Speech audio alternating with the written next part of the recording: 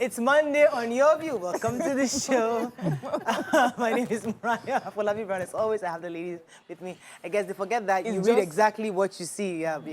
How are you doing, Nima? I'm fine. Sometimes the comedy behind this production, if it be a show, it's live show. Yeah, it's a live show.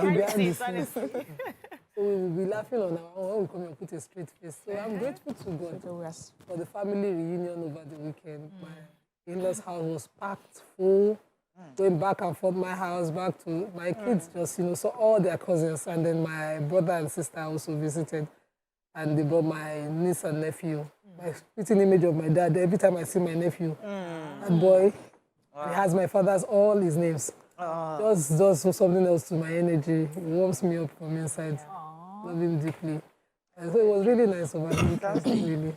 Hi, dear Mariam. How was your weekend? My weekend was good. It was the Arcane Festival I had been talking about all weekend. I was there and I read. Mariah was there with her battalion. She came with her children and the entire children. It was a good networking event. I met other authors. It was fantastic, and I'm blessed to have been part of it. Absolutely. And looking forward to many more like that. Yes. How you doing, Obiajulu? Did they go party today? No. Well, looking like $1 million. You're about to go and sign $1 million check after the show. My sister, I receive it. I manifest it. Sometimes you just have to look, be deliberate about how you look so that you don't look like what you're going through at the moment. But I'm grateful to God. Everything is working out. Whatever happens, happens. But God is on the throne, and I'm also getting ready for my TBS. Trade fair. We'll be selling and market. the ladies are going to come and support me in selling that market. Miriam, Nima has said she's starting the day with me on Friday. We are going to. If it's Friday, I'll come. Whether like no. I'm telling you, no. We don't schedule. I have come back on your own day. Exactly. You do 2 days. You do 2 days. Or yours will be 3 days. So what we are doing? I'd already made my This has plans. a stand at the trade fair this year at TBS. And if you come and shop at our stand, you get a picture with any of the celebrities you are seeing. We'll also be doing the marketing personally. So come for the drive. With bells and everything. Get ready Oh, to it's meet gonna the be market. I trust you. I trust you, VC. You'll sell Even market. me, I will dance. I don't know, but I will dance on I have the done day. that too. Okay, please tell I was us. not got arrested. Why? I need that. So you know how that Ikosi Road, that one that goes into former Daystar Church. Yes, You know, it's supposed to be one. They don't let you go during the day, but sometimes they let you go because of when there's a lot of traffic. Anyways, so it was like 5 a.m. in the morning. He was taking my son to the hospital. So he went straight ahead. Because like 10 policemen at 5 a.m. 10 of them came with their guns, came to him, stop. The told him that he passed one way. He said it's not one way, that it's 5 a.m. in the morning. I'm taking my son to the hospital. Yes, Son was at the back, time. sleeping. He didn't care. He entered the car, took him to Alausa. With the sick With the boy. The police kept saying, he kept telling them, my son is sick. Finally, the police finally looked back and realized that there's actually a sick boy. Now drove him back to the point with other policemen, came down and said that, just give us something. He transferred money to them. Yes, so he had to transfer money. In fact, it was such a horrible situation, but eventually we had to. But the sad thing is that, they collected the money and they even allowed transfer. That is just too obvious. But the annoying thing is that, there are times when that one way is waived. Yes. They usually waive it. Sunday. I've known that place for They waive years. it, or even during school hours, they waive it. Sundays, they do it during school hours, they do it at odd hours. They waive it. So it was 5 a.m. in the morning, there was no car, he was going straight until they stopped the child at the back. And they said, sorry, guy, we didn't know that the boy was there. Because you're just saying the boy was mission to make their own money. Anyway, it's just important to mention it out there that we are all part of the Nigerian system and it happens to all of us too. Wow. All right, let's go on a quick break. When we come back, we go through the front pages of the papers. Stay with us, we'll be right back.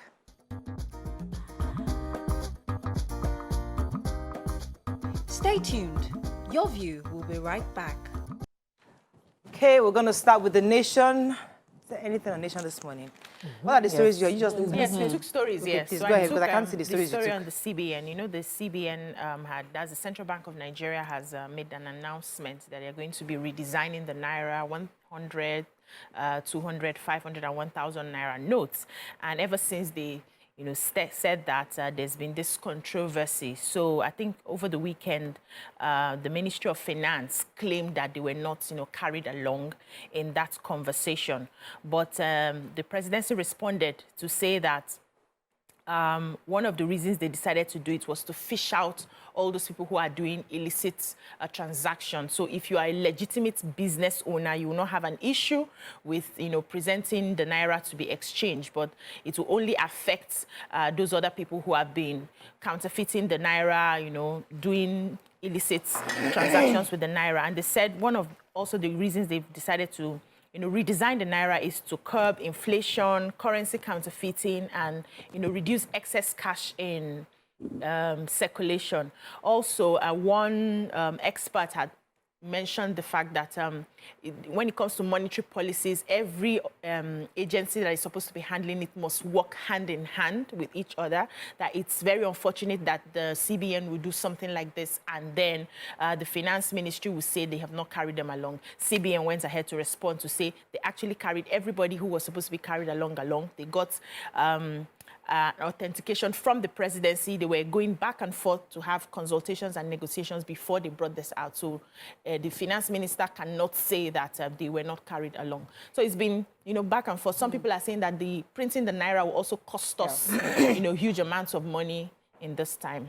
Yes, so in Port Harcourt on Saturday, the Nigerian Navy NAPTIP, which is the Nigeria Agency for Prohibition of Trafficking in Persons, and also NSCDC, that's Nigeria Security and Civil Defense Corps, in a collaborative operation, raided 2 brothels in Port Harcourt. They're called Royal Brothel and Cool Breeze Brothel on Azikiwe Road in Dobu area of Port Harcourt, and they shut it down. This is because they had received intelligence and had been tracking these brothels. They had heard that the brothels find a way of trafficking young girls as young as 14 years and forcing them into prostitution. So after their long time investigation, they were able to raid these particular brothels, and they saved 50 of them.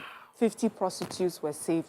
And thankfully, the way this report ends is that these children will be counseled and, you know, just properly shown how to live their lives outside prostitution going forward. Right. Well done for this job. Raid. But I mean, these brothels are like open secrets. We see them, but I don't know if anyone really pays attention to the girls that are there. Are they forced into it? What age they are? So well done for this. So the leader of the Pan-Yoruba Socio-Political Organization, Afenifere, Par Ruben Fashiranti OFR, had a meeting over the weekend and called all Yoruba leaders in Yoruba land. And the meeting was attended by Yoruba leaders from Oyo, Ogun, Ondo, Ekiti, Osun, Lagos, Kogi, and Kwara states.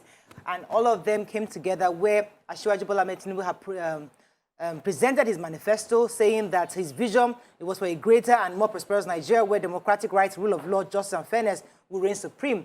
And then Afenifere responded, saying that they affirm that democracy is the most civilized method of governance and that they support the decision for all qualified citizens to run for office. They also said that they have no doubt that Asiwaju Bola Ahmed Tinubu, as president of the Federal Republic of Nigeria, offers the best opportunity to produce a government that will fit all a new era of hope, peace, security, harmony again. So in a nutshell, Afenifere has aligned and supported Asiwaju Bola Ahmed Tinubu's candidacy for president. Moving on quickly now to Vanguard. Buhari backs Emefiele over Nigeria redesign. My gratuity not enough to pay ransom. Wife of kidnapped UI Don pleads. Terror alert. Anxiety grows. Buhari holds emergency security meeting today. Osinbajo, ex-Colombia president, Africa Development Bank, lead new job creation efforts with carbon market. Military kills 8 terrorists in attempt to attack the Niger cantonment. I dare you to stop political ambition of loyalists. Wike challenges IU. 2023, don't let us regret supporting you, Afenifere tells Tinubu. Nigeria loses 70,000 barrels of crude daily, and insecurity will start joint patrol in December, says Southeast governors. Which story are we starting with? Yes. The gratuity story. So this UI lecturer, Dr. Agbaje, along with some other students from the Moshood Abiola Polytechnic, were kidnapped along the Lagos-Ibadan Expressway and the kidnappers have reached out. Sorry, Professor Adigun Agbaje, kidnappers have reached out to the families. For the professor, they're asking for 15 million. And for the students, 2 of them are asking for 10 million. Till now, we cannot ascertain the number of people, the entire total number of people kidnapped. But the wife of the professor is saying that even the 50 million, if she was to pay from her gratuity, is not up to that amount. She cannot afford to raise that money. And that he had just gone to Agorwe for an endowment that they did by the Abuja of Ijebu land. And it was just going back to Ibadan. She does not think it was a targeted, I think it was a random attack, and that they were just picking up people randomly, and that she needs help to pay this amount of money. And, you know, she's asking for assistance. And the union as well have spoken out, asking the security agencies to try and fish out the kidnappers. Okay. I have a human interest story. I had an update that she's been released so far based on... He's been released? Not in this story. Yeah, I know, but the producer is telling me that she's been released. Okay. The professor has been released? Yes. Okay, good. Thank God for that. So a 25-year-old housewife in Maiduguri, Fatima Abubakar, reportedly killed her husband, Goni Abba, with poison. And according to her, she said she carried out the act because she hates the husband. So the husband is a chief imam in that area. And this particular day, he came back from work. She served him food. While he was eating, he started deteriorating, and so he was rushed to the hospital, and he died there. So when, you know, investigation started, they found that it was the suspect who poisoned the husband, and she was arrested. She was asked why she did that. She said she doesn't like marriage. This is actually her second marriage. She ran away from the first one, and then they forced her to marry this one. That every time she goes back to her mother's house to tell her mother she's not interested in having this marriage, she doesn't like the man coming near her. They will send her back, you know, appeal and send her back. And so she just got tired and decided to kill him. That as they were asking her the question, she said she doesn't even feel she's the one that did it. She just can't stand having a man around her. So I'm sure that she has a past. Okay, let's go on a quick break. When we come back, we continue with our review. Stay with us. We'll be right back.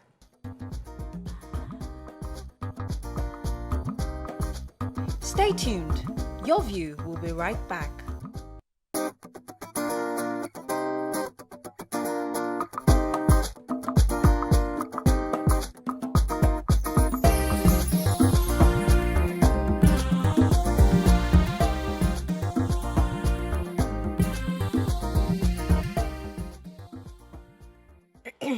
Thanks for staying with us. We're still reviewing Vanguard. Yes, Mariam had a story. Go ahead, please. The federal government's effort to attain global net zero emissions target, our vice president, that's Yemi Osinbajo, SAN, is a member of a recently formed international steering committee called Africa Carbon Markets Initiative, ACMI. And the objective is to facilitate the emergence and growth of markets in Nigeria.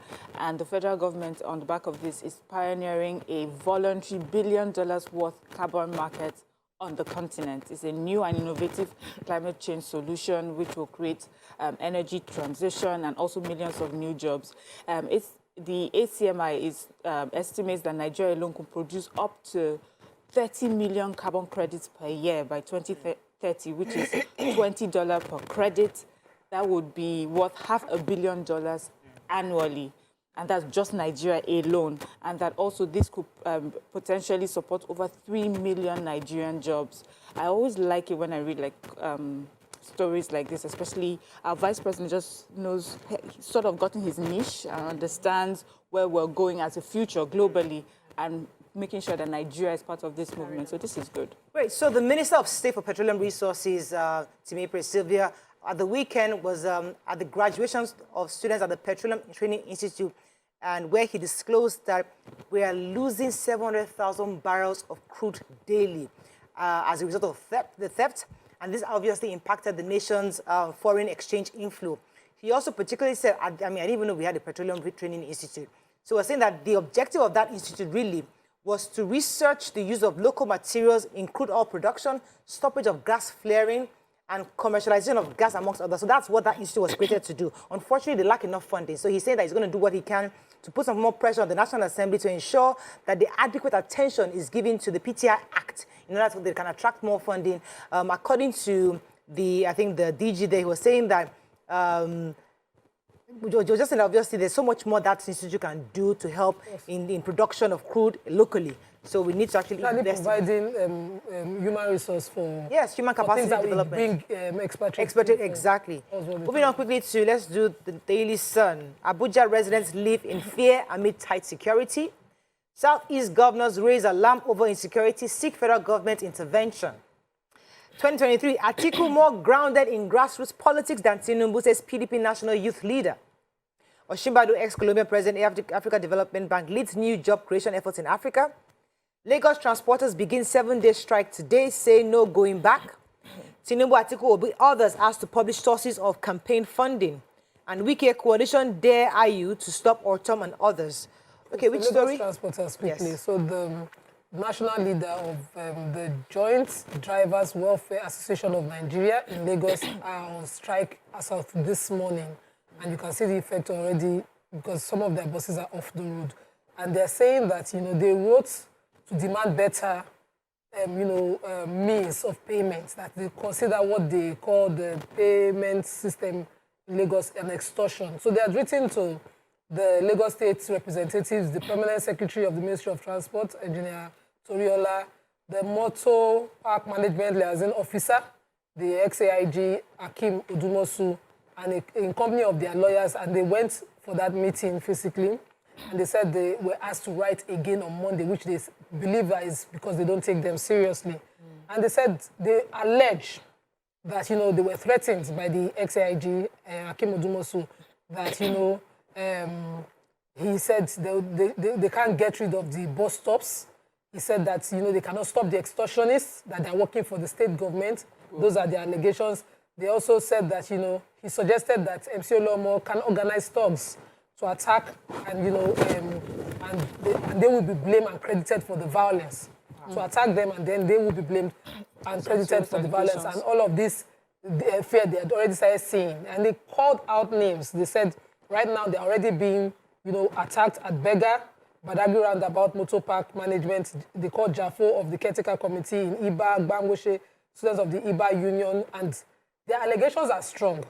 And just because the hardship that can cause to, the commuters in Lagos, I hope that the state government, I took this story particularly, the state government intervenes immediately. We don't want to see what happened at Yanoba some time back, just a few weeks ago. It can be averted. Call them if they're an association registered under the state, manage them, and their issues addressed. And if there are any such allegations of threat to them, they should be managed as well. Okay, the major headline. So there was, we've had the UK, the US, and other countries, give out security alerts, saying that there's a plan to probably take over by bandits, to take over Abuja, that's the Federal Capital Territory. And so there's been a lot of beef up of security in Abuja. However, there was low turnout of church worshippers yesterday. A lot of people were not able to attend service. Most of the churches, they mentioned the names of the churches here, had very few members coming in, even though they had beefed up security in their places. And some members were saying that they've been hearing some of these warnings, and because the US, UK, and other countries have higher form of intelligence and they have evacuated all their diplomats, they trust that they have seen something, and that's why people are taking precautions. Some are saying, we are hoping on God to help us. It's God that protects and all of that. However, the presidency will be meeting with the security chiefs today to see what they can do about the issue. Oh, yes. So Nigeria claimed her first ever FIFA Under-17 Women's World Cup bronze medal. Wow. Nice. We just need to add it. I hope people are listening. We're adding it to all the others that we are going to achieving. So we'll be coming back on Tuesday from India, and just took the story to say well done. Yes. Nice. And the Germans were such good sports. They danced with them to the latest raining song. And they exchanged their jerseys and danced at... okay, let's move on. So, Serap. The letter was sent by Serap to all the political flag bearers of the major parties, in fact, all the parties, APC, PDP, LP, NNPP, and others, saying that they must demonstrate their leadership by directing their campaign councils and political parties to regularly and widely publish the sources of their campaign funding. According to them, they need to know the source. If you're going to fight corruption when you become president, you must demonstrate that by letting us know where your money is coming from. And they say that they are concerned about the vulnerability of political parties to corruption, disproportionately large donations seeking specific outcomes or preferential treatments can subvert the wider public interest. So they're insisting that let us know where your money is coming from so that we know that indeed that you're going to fight corruption when you do get there. Okay, let's take the points very quickly. Self-interest takes center stage as big wigs frustrate inter-party reconciliation moves. Terrorism, Kogi government asks security agencies to invite Natasha Ogwagan for questioning. Man bites off wife's lips ear for allowing goats to feed on rice farm. Oh my Lord. I stand with Southwest on Tinubu, says Makinde. Which story are we taking? Everybody is just mad in this country. So Mrs. Chinwendu Mbam approached a family law center in Abakaliki, Ebonyi State to seek justice against her husband, Ogwa Mbam, who allegedly assaulted and threatened to kill her on the allegation that she allowed her goats to eat and destroy his farm.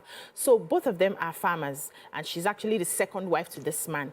Every year, according to the story, when it's time for harvest, because her farms actually do very well, the man will find one issue or not, send her away, and then harvest and eat her crops with his first wife. They do that yearly, and then she comes back and starts her life all over again. So this time around, she said she was taking her son to the hospital who was ill, and one of their goats was, losing the rope they used to tie the goat, and then he strayed into the husband's rice farm and ate some of the crops. And the man got very upset that she must pay. She said she had agreed that she was going to pay, for it, but the man insisted that she has to leave the farmland and go back to her parents' house, which she does every year. And by the time she comes back, everything is gone. So she refused. The man now beats off her lip, her ear. How was he able to? Beat her blue and black, disfigured the poor woman. Picture. Yeah, disfigured the poor woman. So she's in court now asking that she gets justice, and I hope that the state will take this up and do something about it. Oh, she does. The state government, through their Commissioner for Information and Communications, Kingsley Fanwu, are accused, and they are asking the security agents to invite and investigate Mrs. Natasha Akpoti, the former governorship candidate in Kogi. She's now Oduaga. I think she's married to Delta. Yeah. And they are saying she must be invited for being an associate of one terrorist called Safio. They said this arrested terrorist, who was noted for being involved in the church attack in Owo, also being involved in the attack in Kuje prison, has continuously been called by the PDP in Kogi State, as well as Mrs. Natasha, as somebody that they know and they are vouching for. This is someone who has been arrested. So they're saying that they definitely are the sponsors of the Safiu guy, and that she, along with the PDP in Kogi State, must be invited for questioning and investigated for sponsoring terrorism in Kogi State. They then blame the Kogi Central for accounting for 51% of the crime rates in Kogi State, and put all of that again at her. I'm hoping to hear her response immediately. I trust her. She's very articulate now. Okay, so the Deputy Governor of Oyo State, Bayo Lawal, has said that his principal, Governor Seyi Makinde, was also in alignment with what Anifere has declared for 2023 elections, that he definitely will support anything Baba has said. And yes, they're not from the same party, but he'll definitely support and align with the Afenifere group. I think that is all we can take. You have a story important? I think I have a NDLEA, as usual, they're on the rampage. Yeah. What's going on with your people? Yes, so people are putting drugs in creams, in tomato paste tins, and all sorts of things. But NDLEA is right on you, and they've caught a few of them.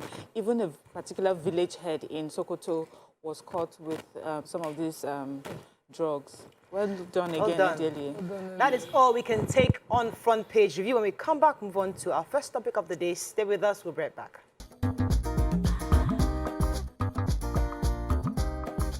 Stay tuned. Your View will be right back.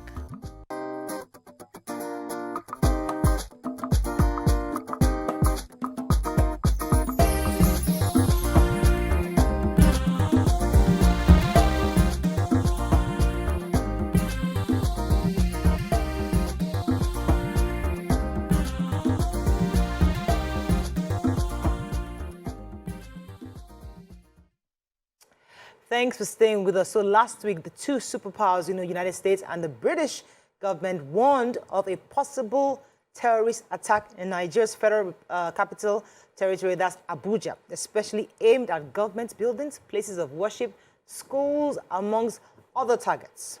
So join us on the show very soon. We have our security expert, Mr. Seyi Adetaya, who is a security and intelligence expert. And we'll also be having at some point the House of Representative Committee on Navy, Honorable Yusuf Gaji, in the moment. But let us speak with Mr. Seyi Adetaya first on this matter. Good morning, sir. Are you there? I can hear you loud and clear. I'm glad to have you on the show. So we heard about this story last week. Abuja has been on red alert since last week, and many residents have been scared. BC took the story that some, excuse me, didn't show up at churches, was quite scanty. What is your own perspective on this? How do you think our government have been able to handle this alert issued by these two major countries? Yeah, I think we've handled it the best way possible that any nation could handle such. And I know that a lot will be going on within the diplomatic level, considering the relationship that Nigeria as a nation, US and Britain have been enjoying, especially through this journey as we battle insurgency and terrorism in Nigeria. It's quite unfortunate that this kind of alert was issued. It's not the first time that we've seen our American friends acting in this manner. And we can tell you, basically, from my own length of experience, I will work with government, I will work at this level, having also had some form of relationship with those people. I don't think that the action is right. I don't think it's based on any credible intelligence. And from information that I have access to, it shows that it was just a knee-jerk reaction, and whoever took that decision didn't do it in a way that is expected to be done professionally, more or less like someone just trying to tick the box. Yes, we heard that probably there's something, probably they picked up a dot, something that looked like an explosive that was checked not to be an explosive. But it's not the first time that American facilities have received such in different parts of the world. It's not a reason for someone to raise such a panic. Now look at it now. Schools were already closed. Yeah. Businesses were shut. Even employees of many companies are afraid to go to work. That is not good for a nation that has been also so good to you. We have been good to America as a nation. And I think that we deserve that respect and that honor from them as a nation, not to do something that will destabilize us as a nation. So, we have nowhere else to go. And such panic is not good at this time. I agree with you, sir, 100%. But I want to ask you, because we always talk about international best practice. If they suspected any form of terror attack, what do you think would have been the right way to go about it? What would they have done? How would they have spoken about it? How would they have, spoken to the government on the next steps to take? Okay, for example, the line of communication between the U.S. government has been represented in Nigeria, and their Nigerian counterpart is an open one, very active one. There have been lots of intelligence sharing and participation and collaboration. So there's nothing that the American government knows as per Nigeria that Nigeria do not know. Please quote my word anywhere. They don't know 10% of what Nigerian government, Nigerian intelligence agencies know about our own country. There's nothing they can know that we do not know. Please underline this. Okay. Intelligence is not something that comes, some people were born with it. It is about you knowing your house. I cannot know your house as much as you do. And that is the truth. So it's not because the Americans, their intelligence officers are better than us. No, we've worked together. We know that we are far better than them when it comes to this space. So there's nothing they know that our people did not know. And that's something I also want to call our attention to. The fact that the DSS had an operation after that does not mean because they raised an alert. It's because DSS have been having operations before then. But because everywhere there was tension everywhere, people paid attention to the one that happened at that estate. That's the reason why people raised. But they have actually been doing lots of operations that didn't make it to the media. So our people have been working assiduously day and night. You see, do we have a problem? Yes, we know we have a problem. The problem did not start today. We've gone past through most turbulent period in the annals of this country, and yet they did not pack their things and start asking for authorized departure. Why now? Why not that Abuja has been calm for 7 years? Is it some people are making reference to the prison break in Abuja. In fact, the prison break in Abuja is the least of the prison breaks we've experienced. We've had Kogi prisons, 2 prisons in Kogi, attacked more than 4 times with Boko Haram suspects escaped and they were rearrested. We have other prisons, you know, that had Boko Haram, terrorists being imprisoned, broken into, and they were released. We have rearrested them. Right. So Kuje will not be the first. Okay. Most of these guys have been rearrested. So why? Let me get a few more questions in for you, sir. Go ahead. Listening to you would seem like the travel advisory that these countries gave their citizens in Nigeria here is the issue. Because we are also responding to, you know, some form of intelligence that there will be or threats of attacks. Presently in Lagos, the Air Force barracks there, the search, they're doing more than a search. In fact, they're stripping and checking every car, vehicle, and everything passing through. So what exactly is the issue here? That the Americans also had the, threats and they issued an advisory to their citizens, or that, you know, there's an issue all of us have to sit up at? You see, if you have been going to some Etnam barrack, that is the protocol there. I go there more than many times. Several AOC there, air officers commanding there are my friends. If they're marking there and the red, I visit them. That is their protocol there. They will check you in, they will check you out. In fact, if you enter from the PWD, you cannot go out from the airport road. That is their protocol. And you see, elevated risk. We know what is going on in Nigeria. And if you go to the DSS office in Lagos, you see the way the place is. If you go to police command in Ikeja, you see the way it is. They understand what we are going through, and everybody has put some level of security and fortification. Could there be possible attacks in Abuja? Yes, because attacks can happen anywhere at any time. But is it something beyond what we have ever seen? The answer is no. We should not forget the fact that these people too have been degraded considerably. The capacity to carry out such attack has been reduced drastically. Can they carry an attack? Yes. But what is the impact of the attack they can carry? It will be minimal, and that is the truth. We must give kudos to our security and law enforcement agency. We must give kudos to what government is trying to do. Is it the best that we can get now? No. We agree. We can do more than that. But has it gotten to a level where we put the whole nation in hysteria, in this kind of a fear? The answer is no. We're losing money by the day. This fear is making the country to lose money, and then the fear and the trust of the people is eroding by the day. It's not the best for us. Go ahead. Okay, please help me understand this, because the way I understand it is that they gave a travel advisory to their citizens. And it's made public, and then we came across, the information. And whether we like it or not, worldwide, a lot of people have just this trust for the United States intelligence when it comes to things like that. We just feel that they have more resources to be able to gather, proper intelligence. And so our response to what they are telling their citizens, I think it is normal. But what should have been our own response to our own citizens is what I think we should concentrate on.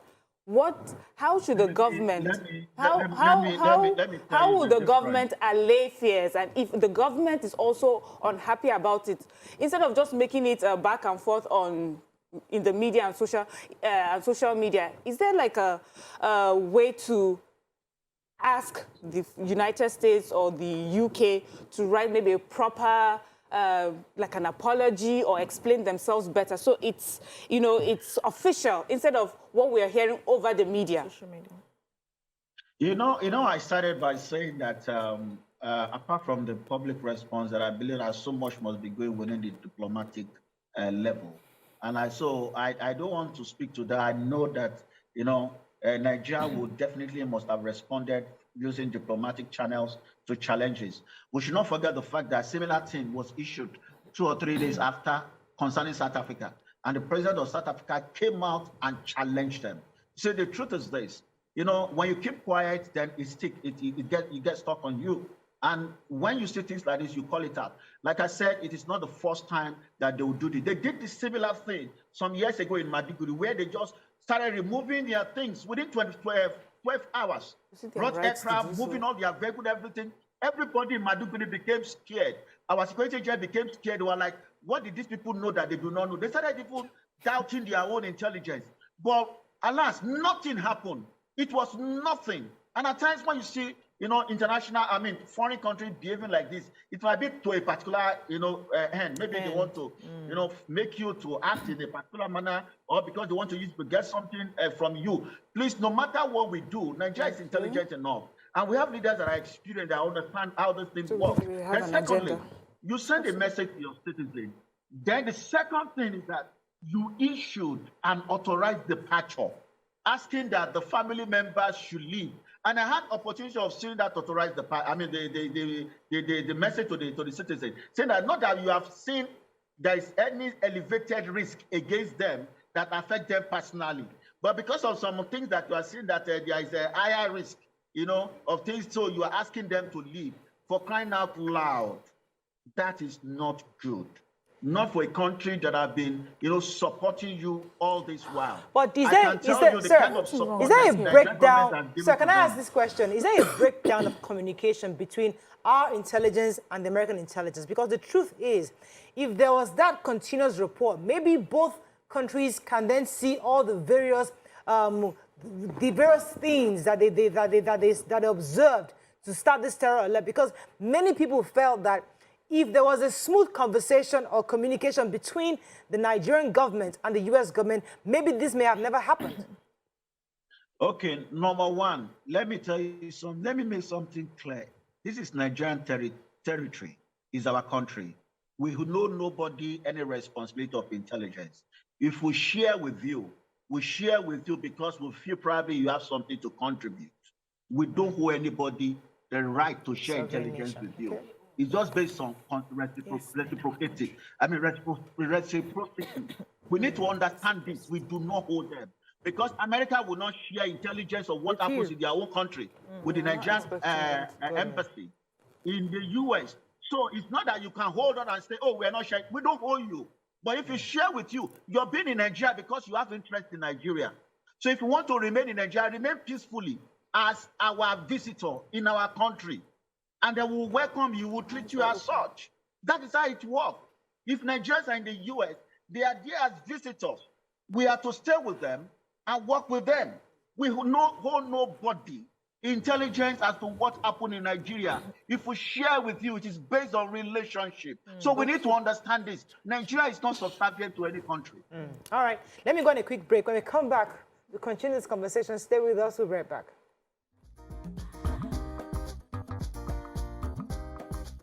Stay tuned. Your View will be right back.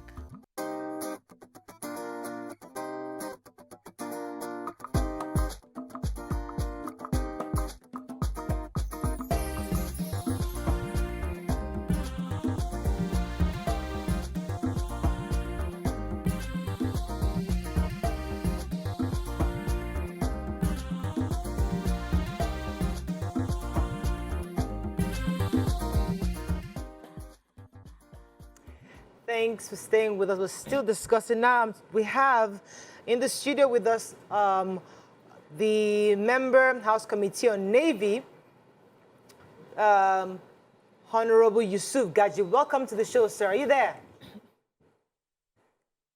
Good morning, my sister. Good to have you. So we've been speaking with Mr. Sheyi Adeta, who's a security and intelligence expert, and he was sharing with us his disappointment in the American and UK government for issuing this terror alerts, causing panic into the country. I'd like to hear your own perspective on this. Since the terror alerts, obviously, residents within the FCT have been quite uneasy and they haven't been able to go about their usual business.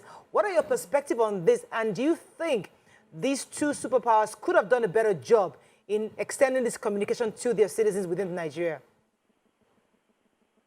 I think the government and the leadership of the United States of America, through their embassy in Abuja, are very, very unfair to Nigeria as a sovereign nation, as a parliament. I need to call it the way it is. and speak for the people of the country. Yes, I agree the sophistication of the United States of America in terms of their capacity to detect some of this terror, intelligence, gather intelligence. But Nigeria is a sovereign nation.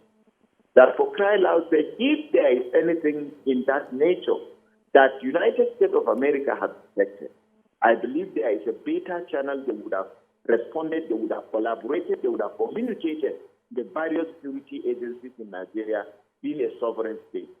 But for them to just come up and blow some of those information the way they did, that is an insult on the sovereignty of this country, and it is unacceptable to me as a representative of the people of Nigeria. I think America had their own share of problems. I agree, yes, they are more advanced and developed than Nigeria, but how many of these terror attacks take place in America on a daily basis? Within 1 month, in some of the researches I have made, United States of America was confronted with more than 20 terror attacks ranging from one state to another. They call it mass shooting, but killing of innocent lives and destruction of properties of people is terror. It's an act of terror. So they are facing their own attendant consequences of terrorism in their own country. Right. Let me get a few more questions for you.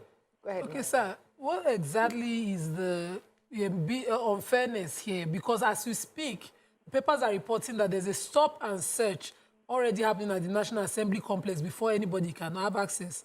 So is it that there was an intelligence and that we're all working at it, whether they are working in their own method or we are working with our own methods here, or it's just that the issue that advisory? As a chairman, House, I am answering this question as a member of the National Assembly. Okay. The stop and start in the National Assembly does not start now.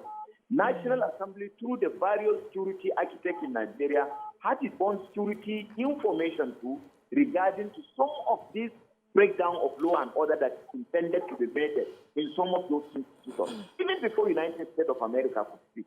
So the fact that there is such stop and start in National Assembly, it is not as a result of the United States of American output. No, it has been there.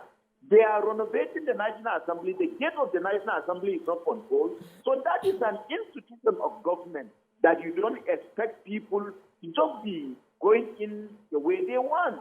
So it's a natural security measure put in place by the leadership of the National Assembly, even before the information could come from the United States of America. Let me pause what I'm saying here is this. Let me pause you for a second, because I have to bring in Colonel Hassan Stan Lambo to join this conversation. He is a retired officer and a counter-terrorist expert with wealth of experience garnered from his numerous international engagements in Liberia, Sierra Leone, Darfur, Bakassi, and so many other places. So he's also one person who would like to join this conversation. Good morning, Colonel. Are you there? Good morning. Thank you. Good to have you on the show, sir.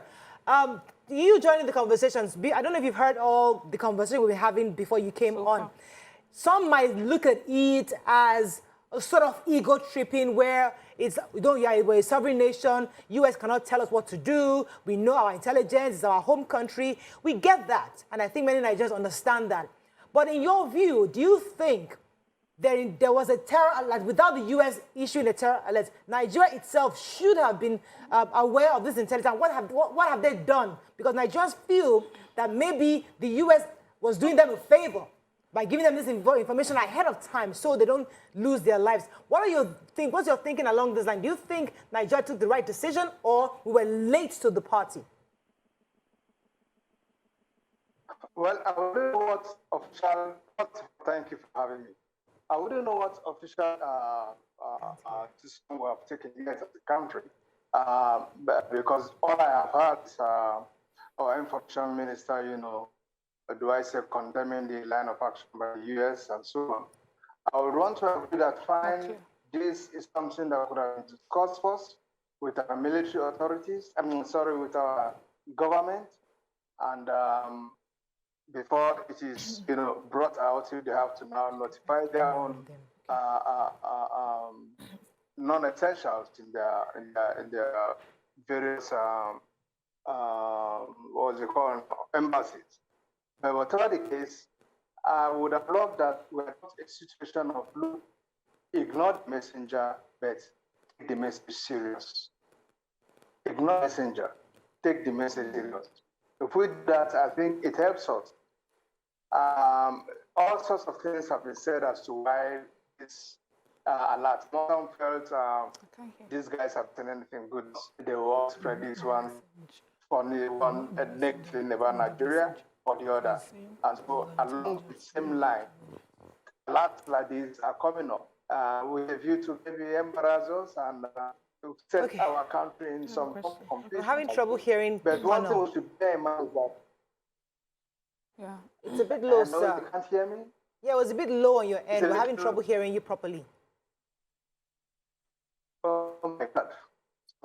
While we're fixing that, I'll get the ladies to ask the other question too. Yes. So my question really is, and I think any one of you can answer this for me, is why are we so concerned about how the United States or the UK is dealing with protecting their citizens? And it makes me worry that if we had such an intelligence about the safety of Nigerians abroad, would we be playing in such a way that we do not offend the host countries, to the detriment of the safety of our own citizens? For me, I feel that as a country, for them, their citizens are so important to them that they're willing to send out an alert to them, an updated travel advisory. And I'm hoping that that is what we will do if it happened in our case with our citizens living outside our country. I'd like Honorable Gaji to take that question. Did you get that, sir? Well, I think there is a difference between travel alerts to U.S. citizens in Nigeria and issuing a security intelligence report to the citizens. In the manner that the United States of America Embassy acted, it wasn't an information to its own citizens to safeguard the life of the citizens of the United States of America in Nigeria. They operated as if they are the Nigerian government institution. They issued that intelligence alert to the entire country. If you look at the content of that, it is against the modus operandi of any country operating its own embassy within a sovereign nation. If they are to talk to the citizens of Nigeria, they should route it through Nigerian government. United States Embassy in Nigeria is not Nigerian government. So that information was not made to the citizens of the United States of America. And secondly, if there is collaboration between Nigeria and the United States of America, I believe there is a better way through government activities, through government transactions that you could call the attention of Nigerian government in such a way that information about security of lives and properties of the people of this country should be classified, and therefore it should be communicated to government agencies in the most classified way. And that is why, if Nigerian people decide to misinterpret the position of that particular intel, they are right, because to me, that information is not meant to save and to help Nigeria. Rather, it undermines Nigeria as an institution. It undermines Nigeria as a sovereign nation, because that information was not meant for United, even to their own citizens. There is a way they should have access.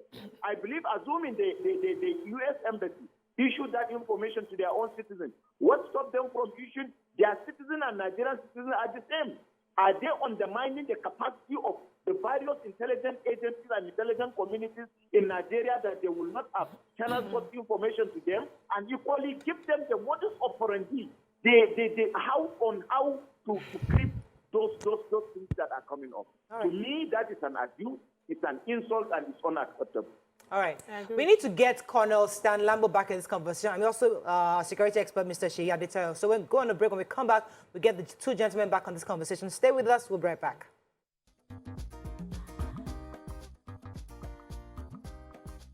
Stay tuned. Your View will be right back.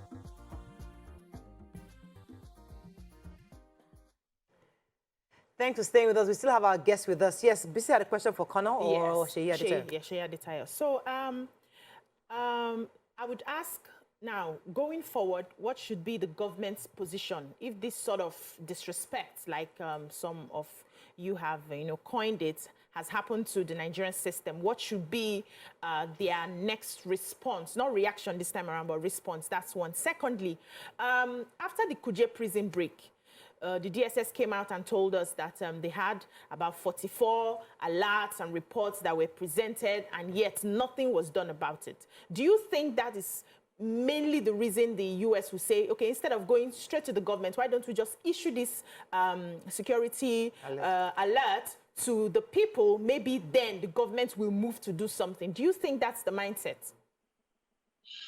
Okay, let me start from your second question. You see,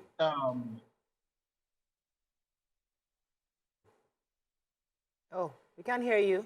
Hello? Oh, we're having a bit of intelligence report. Go ahead. From our own people to our own people. Okay, we're having a bit of network issues with Mr. Adetayo. Colonel Lambo, are you there? Yeah, me, I'm here. I can hear you. Okay, so I'll direct another question to you because we're still trying to get Mr. Adetayo to respond to BC's question.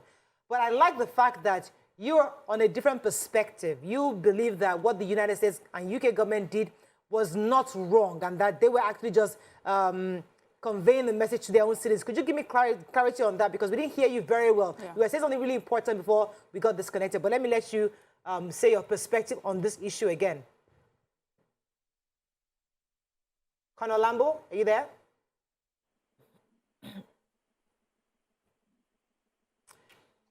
Hello?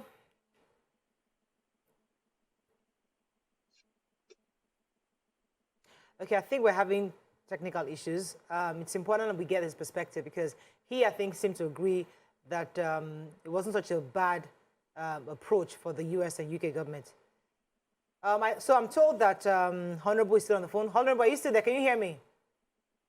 Yes, I can hear you. So let me direct this question to Honorable. Yes, sir. So I was asking a question. I said, going forward, what do you think should be our government's response, not reaction now, but response to how they feel they have been mistreated by the UK and the US advisory that was given? That's one. Then secondly, we heard after the Kuje prison break that the DSS said they had presented about 44 alerts to the government, and yet we didn't see any move to stop that Kuje prison break. Do you think that is one of the reasons that may have, made the US government decide to just go straight to telling the people what they had suspected and not liaising with the government because they are afraid the government may not do anything about it? Well, when it comes to security issues, I am unpolitical. And as a member of the National Assembly, I should have ideas, deep-rooted ideas of what happened regarding to Kuje prison. I have never supported government in what happened in Kuje. It's a clear case of government failure to respond to issues that need to be responded to. That, I will say it without any fear of political misrepresentation. It is unacceptable also to the people of this country for agencies of government to have security intel and refuse to act on those security intelligence until what happened. It's unacceptable. Just like I say without any fear again of political misrepresentation that what U.S. government did is unacceptable to us, to me, as a representative of the people of Nigeria. If Kuje prison fell, it doesn't mean United States of America will operate a country within a country. They should allow Nigeria to confront the failure of government, the inept attitude of government towards insecurity. But to come and give information simply because you are anticipating that government will not respond, I think you cannot compromise the sovereignty of one country simply because you think that there is a failure in terms of security management of that country. I totally agree with you on the issue of sovereignty, and I think it is wrong for any other country to come here and, in such a way disrespect our sovereignty as a nation. But let's talk about the precedents that have been set over the years. the American government do not seem to have, in any way consulted any security agents, not even the highest of the ranks, when they come here to rescue their own citizens. Yes. Also, they do not in any way seem to have always consulted when they, later come out and say, when they even advise security agents on, for instance, the Chibok girls' abductions, that they suggested where the girls were and, suggested help, that their advice was not taken. These are on records in public. My sister, you are saying the obvious. You are stating the obvious. Our major problem is when it comes to security matters, we try to bring emotions and politics in it. We are not supposed to politicize security matters. If it is A, it's A. If it is B, it's B. What United States of America is supposed to help Nigeria. I do not see them in any way helping Nigeria in this circumstance. I do not see them. You can come from the United States of America to rescue your citizens. But Nigerian citizens are under captive. You will not give them the information on how to rescue their own citizens. Where is the partnership? Where is the collaboration? I think whatever the intention of this intel is supposedly expected to achieve, it is dead on arrival. If that information means to help Nigerians, may God help United States of America. But if it is intended to undermine the sovereignty of this country, by the special grace of God, let me go to, I'm told that Colonel Lambo is back. Colonel Lambo, are you there? I really like you to respond to what Honorable Gaji just said. Because from what he's saying, yes, we understand the issue of the sovereignty, but the Americans obviously don't want to take any chances with their own citizens. Yeah. So they would rather issue that kind of alert than depend on the Nigerian government to save their own citizens. What are your thoughts on this? I would really like to hear your perspective on this issue, Colonel Lambo. Yeah, thank you so much. It is important we understand that countries that are also sovereign status like us have some level of responsibility also to their citizens by virtue of the social contract which the home governments have with their citizens. In things like this, they strive to make sure that part of that social contract, of course, is adhered to. Like we all know, it comes in two components. There is a security component of the social contract and the welfare component. What here is of relevance to them is the security component. How do we protect our citizens here? How do we get them out of danger? And so on. And that's why they went into the whole idea of, extracting the non-essentials, some of them to go home, some to relocate to other cities, and so on and so forth. This might not really mean so much where we have governments in place who don't really take the social contract they have with we ordinary citizens serious. So they begin to wonder what's happening. So we must understand what's ongoing. Fine, they have come up with the alert.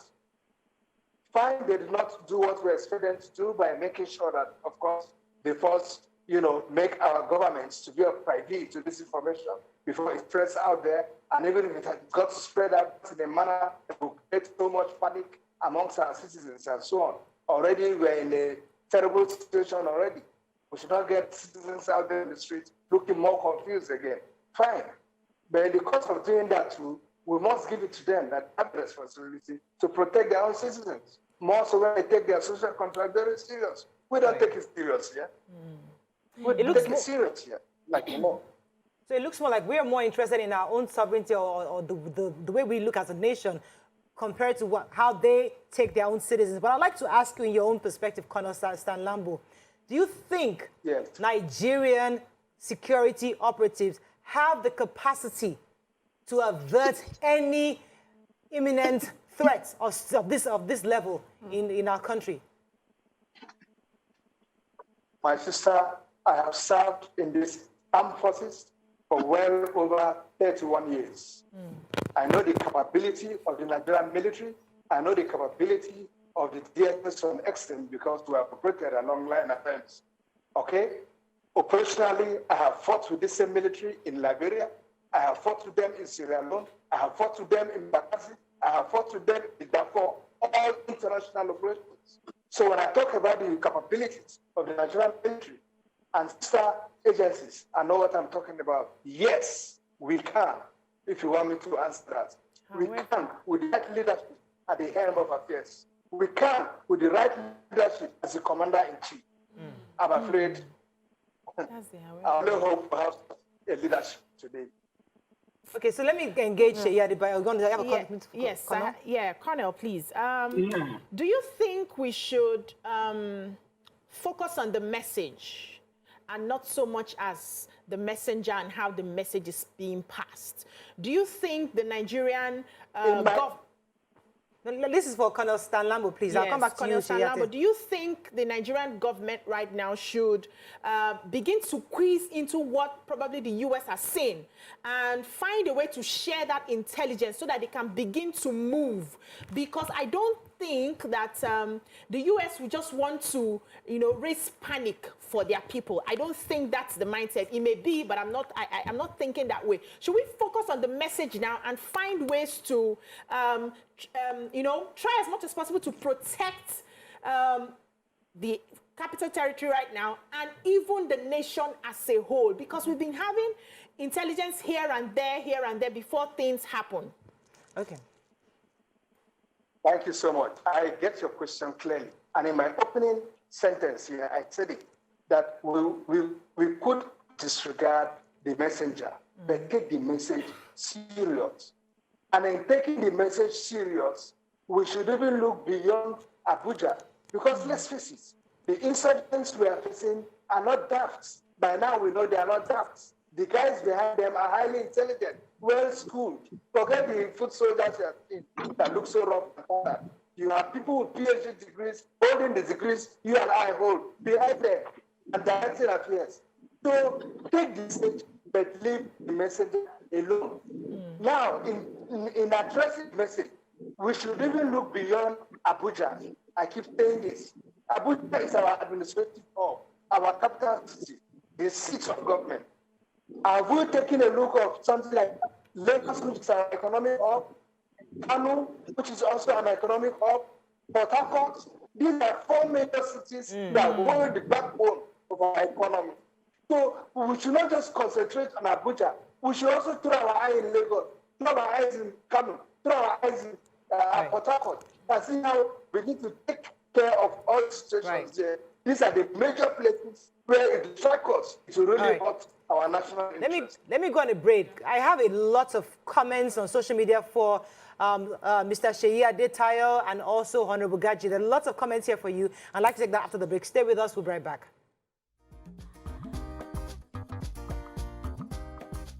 Stay tuned. Your View will be right back.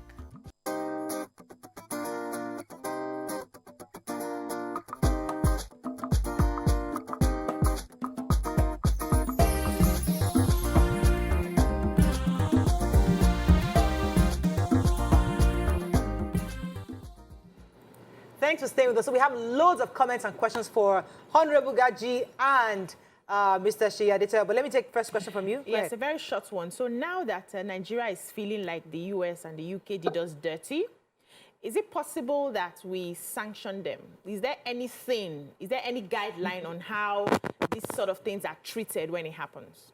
Honorable, would you like to take that? Yes. Nigeria needs diplomatic reaction or response to this matter. Okay. Because, like you said, you get lost at the moment when I said that there is a failure in insecurity in Nigeria in one way or the other, and again, U.S. citizens raising alarm against its citizens. Just like the United States of America, Nigeria has its own internal security issues. United States of America has them, but it doesn't make their own citizens lose hope in them. They keep on looking at the government and praying and being a patriotic citizens of those countries to make sure that things work.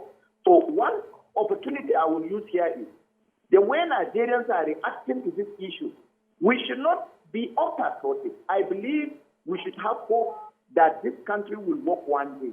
We should be able to appreciate, even with the attendant failure in maintaining the insecurity in Nigeria, we should be able to commend the security sector for doing the best they can do within themselves.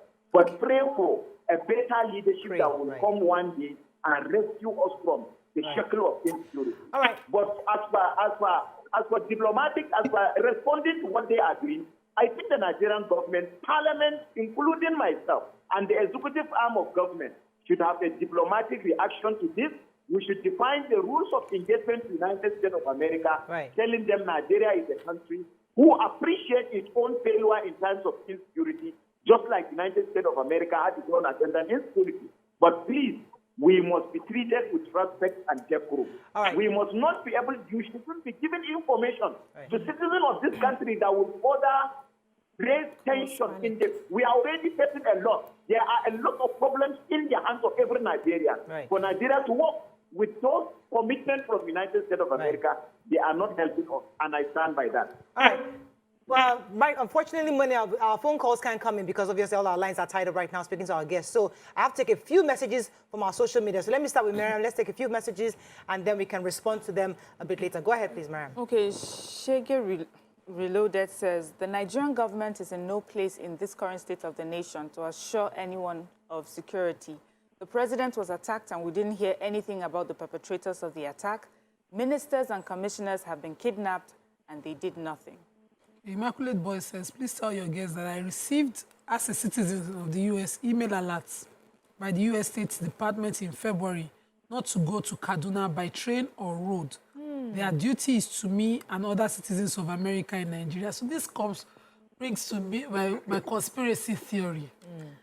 How come they know that, you know, the trains will be attacked? And yes. Is there an unseen hand behind our problems that are unending in this country when it comes to security?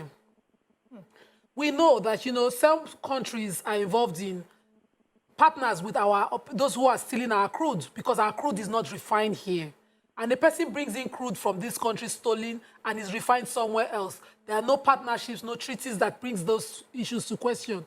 Are there unseen hands behind our issues in this country? And how is Nigeria going to deal with it? If truly, Okay, am I to respond? Go ahead, please. Please, any one of you, especially honorable.